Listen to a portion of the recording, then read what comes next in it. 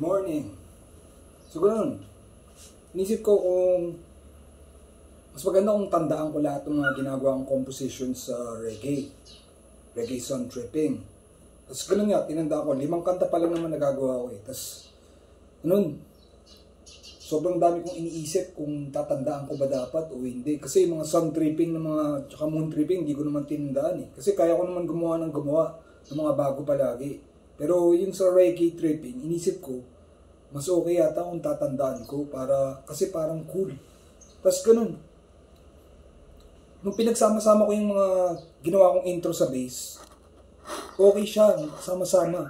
Pwede siya gawing isang kanta lang. Pero hindi ko siya gagawing isang kanta. Pang practice lang, pagsasama-samahin ko sila para kung kailangan ko sila tandaan. At sa ngayon, 5 pa lang naman yung kanta, kaya madali tandaan. So ganyan, gagawin ko ngayon 5 yun, nasama-sama. Tignan mo walang order kasi yung title ng mga reggae sound tripping. Hindi ko naman alam kung alin dun yung 1, 2, 3, 4, 5. Kaya talagang naka-randomize lang siya. So ganun, gagawin ko ngayon. Tsaka nga pala, naka-gel ako ngayon. Hirap nga suklayin eh. Hindi ko sinuklay yan. Ginanon ko lang siya. Ginanon ko siya kasi masyadong matigas yung gel. Spiking gel yung ginamit ko. Glue gel. So ganun. Gawin na natin yung mga bass. Tapos sample lang to ng parang jamming lang. Practice jamming. Okay. 1, 2, 3, go. 1, 2, 3, 4. Spice pa. 1, 2, 3, 4.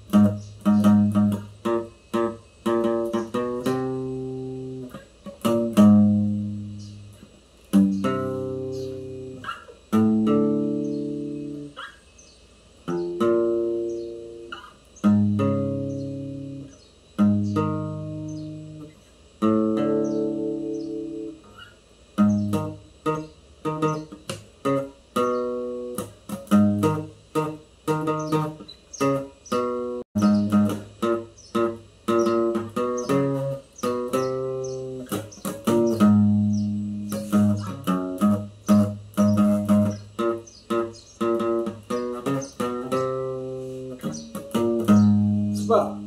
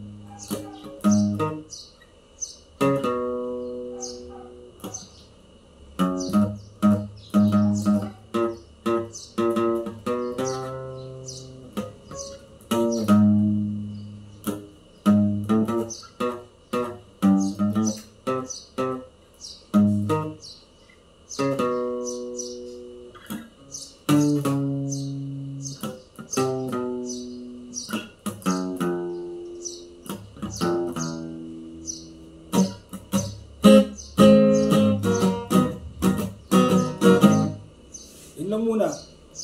So, ganun. Tinatandaan ko lang muna lahat ng mga kinakabisado ko talaga, lahat ng mga ginawa kong kanta para ganun. Para, wala lang. Mas okay kung ganun. Kung marami tayong magagawang matatanda na ganun. Kasi, ang gawain ko talaga pag nagko-cover ako, kaya ganun. Gagawin ko lang siya, tapos play ko na sa video, tapos kakalimutan ko na. Palaging ganun. Dami ganun akong post talaga. Sa lo-fi, ganun. Dinadrop F ko pa yun. Tapos ganun, marami kong ginagawang mga sa bass, ganun. Ang ginagawa sa bass, lo-fi. Pero ayoko na ng lo-fi. Pero alam ko pa rin kung paano gumawa ng lo-fi. Yun yung pang hip-hop. Pang hip-hop siya na guitar. Lo-fi, guitar. Tapos to, reggae naman ginagawa ko ngayon. Nagustuhan ko yung reggae kasi parang high-tech nung yung mga ganyan.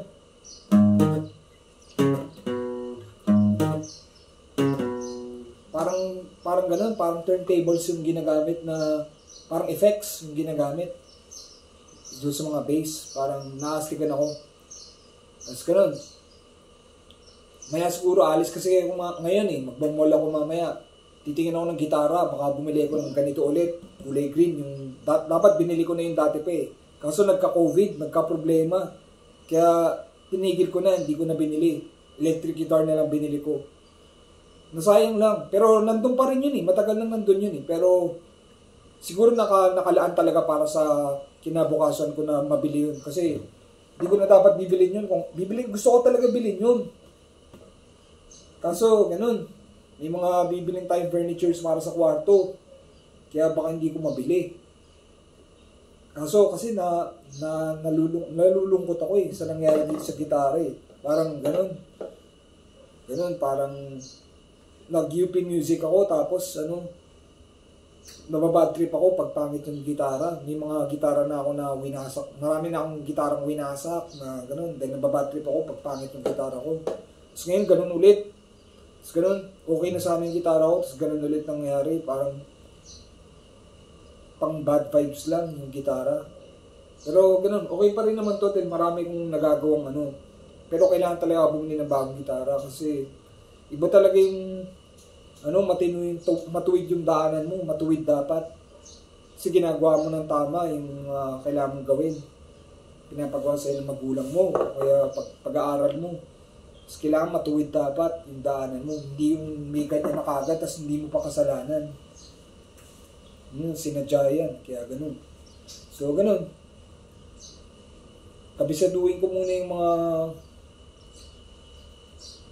mga reggae compositions ko, tapos ganun. Tsaka na ulit ako gagawa ng mga bagong kanta pag gusto ko lang kumanta. Tsaka mag-iisip din pa ako ng mga title ng mga kanta na pwedeng kantahin. Pero makasaan yung mabilis lang yun, makagawa din ako agad kasi sinusubukan ko lang kabisaduhin. Kasi hindi ko pa ginagawa yung ginagawa ko yung dati, nagko-compose ako dati, kinakabisado ko. Pero yung ngayon, mas madali na nga ito, tapos mas mahihirapan pa ako. Tandaan kasi, ganun, parang, hindi ko alam kung bakit ganun na. Kailangan may disiplina lang talaga dapat. Ayusin ko to. Sige, one love.